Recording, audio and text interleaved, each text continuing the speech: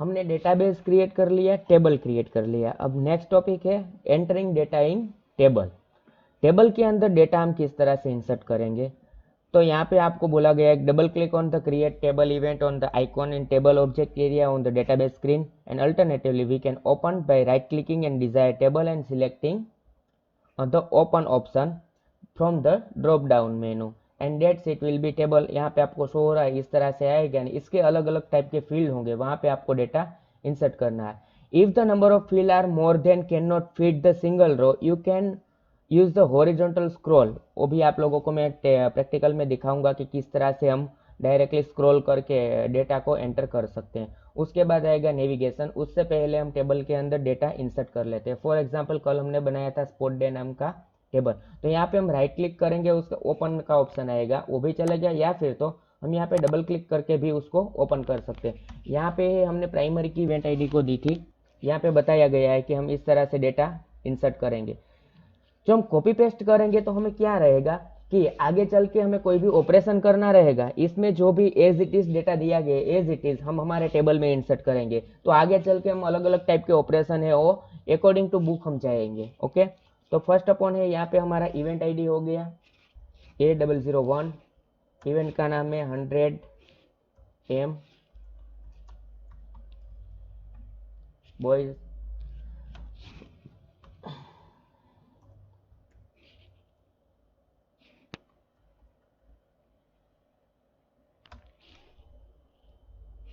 Winner का नाम यहाँ पे सक्षम 0.8।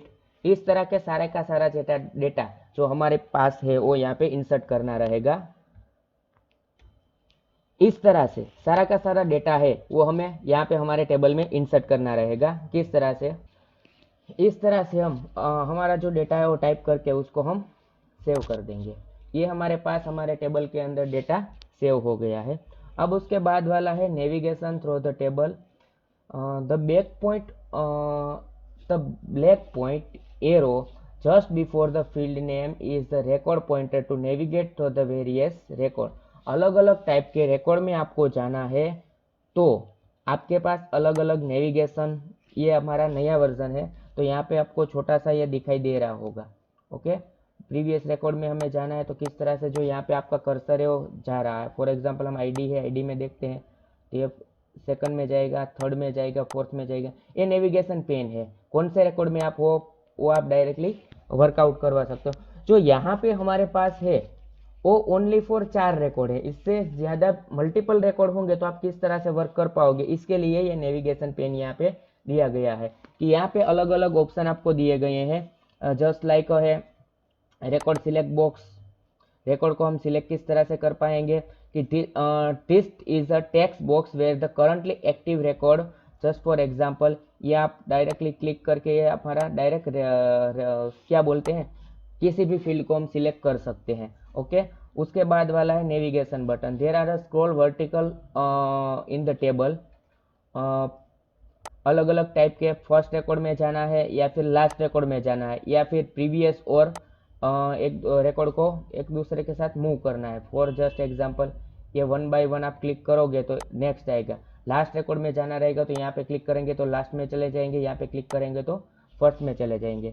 इसी तरह से हम वर्कआउट नेविगेशन पेन से कर सकते हैं। अब डेटा को इंसर्ट किस तरह से करेंगे, एडिट और modify entrance simplifying data place the cursor in the value and editor. वो अभी आप लोगों को मालूम है। जस्ट लाइक फॉर एग्जांपल यहाँ पे 10 गर्ल लिखा हुआ है, यहाँ पे मुझे कोई भी एडिटिंग करना है तो मैं इजीली क्लिक करके वहाँ पे कर पाऊंगा। ओके, एडिट आइकॉन यहाँ पे आपको दिखाई दे रहा होगा। ओके, जो भी पेन है जहाँ पे भी है हम एडिट कर सकते हैं। जस्ट फॉर एग्जांपल इस तरह से। ओके, एंड कोई भी रिक्वायर चेंज करके आप एस्केप की या कैंसिल करेक्शन पे क्लिक कर दोगे तो ओरिजिनल फॉर्म में रिकॉर्ड फिर से आ जाएगा। उसके बाद है जस्ट फॉर एग्जांपल यहाँ पे मैं नया एक रिकॉर्ड डाल सकता हूँ A007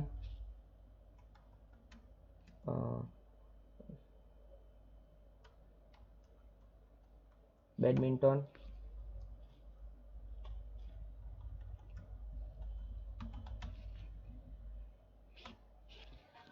तो इस तरह से है कोई भी रिकॉर्ड को आपको डिलीट करना है तो यहाँ पे क्लिक करके राइट क्लिक करोगे, डिलीट रो वाला ऑप्शन आएगा, वहाँ पे भी आप डिलीट रिकॉर्ड कर सकते हो, जिस तरह से यहाँ में बताया गया।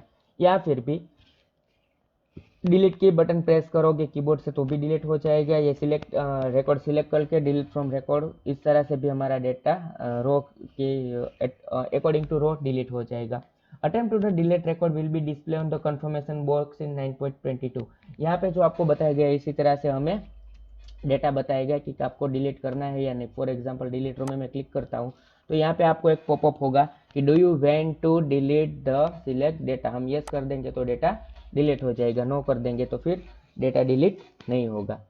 अब सॉर्टिंग डेटा इन अ टेबल, डेटा को आप अलग अलग टाइप से सॉर्टिंग कर सकते हो एसेंडिंग या डिसेंडिंग ऑर्डर के अंदर। ओके, उसके लिए पर्टिकुलर सॉर्टिंग वाली प्रोसेस है। कोई भी इवेंट का टेबल है, डेट शीट में ओपन करना है और किसी को आपको सॉर्ट करना चाहो तो इस तरह से आप सॉर्ट कर पाओगे। यहाँ पे A to Z और Z to A वाला ऑप्शन है, जिस तरह से हमने कैल्सी में देखा था। ओके, जस्ट फॉर एग्जांपल हम पॉइंट के अकॉर्डिंग हम एसेंडिंग या डिसेंडिंग में हम अपने हिसाब से सॉर्टिंग करेंगे तो किस तरह से होगा। जस्ट फॉर एग्जांपल यह पॉइंट वाला टेबल है, यहाँ पे मैंने क्लिक कर दिया और A to Z जो आपका डेटा रिकॉर्ड हो गया, सॉर्टिंग हो गया एसेंडिंग में। अब डिसेंडिंग में करना है तो हम Z to A लेंगे तो यह 8742, एसेंडिंग में लेंगे तो 2478, सभी में चेंज होगा। अभी हम क्या कर रहे हैं, फॉर एग्जांपल के विंटर वाला डेटा है तो इससे हम सॉर्ट करेंगे A to Z तो A to Z wise sort होगा, Z to A करेंगे तो Z to A सॉर्टिंग होगा। ओके, तो इसी तरह से हम हमारा डेटा है वो हम सॉर्टिंग करके वर्कआउट करवा सकते हैं। ठीक है, ये हमारा सॉर्टिंग वाला था। कि sometime we might need to sort the table in the icon of the tool bar and the dialog in the display of 9.5।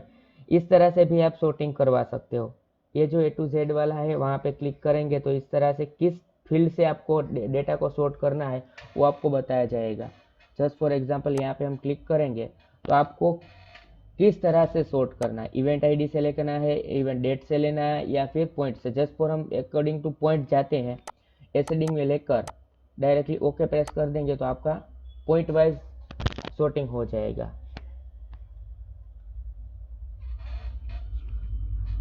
और उसके बाद हमें प्रेस कर देना है ओके। इस तरह से हम कोई भी डेटा को इंसर्ट करवा सकते हैं या फिर वर्कआउट करवा सकते हैं। अब यहाँ पे हमें डेटा इंसर्ट हो गया, इसको हम क्लोज कर देंगे। जस्ट फॉर आपकी बुक में बताया गया है इसी तरह से। अब इस यूनिट के अंदर हमने जो जो भी पढ़ा है उसके बारे में यहाँ पे समराइज किया गया है।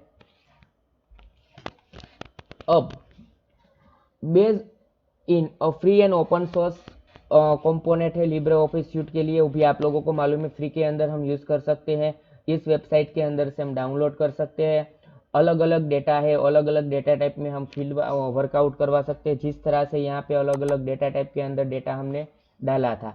ओके, जस्ट फॉर एग्जांपल इसको मैं data field edit, event ID है उसको डेटा टाइप इस तरह से ली थी, नेम है, डेट है। ओके, तो अलग अलग डेटा की टाइप लेकर आप डेटा के अंदर वर्कआउट करवा सकते हो, डेटा की पर्टिकुलर फील्ड के लिए टाइप देकर। और अलग अलग कैटेगरीज के अंदर हम डेटा इंसर्ट करवा सकते हैं, टेक्स्ट है, न्यूमेरिक है, करेंसी है या फिर डेट है। लिब्रे ऑफिस बेस है, अलग अलग डेटा ऑब्जेक्ट का कलेक्शन बनकर एक अलग अलग टेबल बनेंगे, फॉर्म्स बनेंगी, अलग अलग क्वेरी हम फायर करेंगे, रिपोर्ट्स बनाएंगे एप्लीकेशन मॉड्यूल के अंदर। ओके, और depending on the object that it is select the respective task pen and the object area display create object appear on the user interface window. A table in LibreOffice base is creating using or wizard in the design view. Design view में जाकर हम अलग अलग data को directly हम create करवा सकते हैं या फिर हम डिस्प्ले में directly create on the table wizard में जाकर भी वर्कआउट करवा सकते हैं। तो ये था हमारा सेकंड कि डेटाबेस को एडिट किस तरह से करेंगे और क्रिएट किस तरह से करेंगे।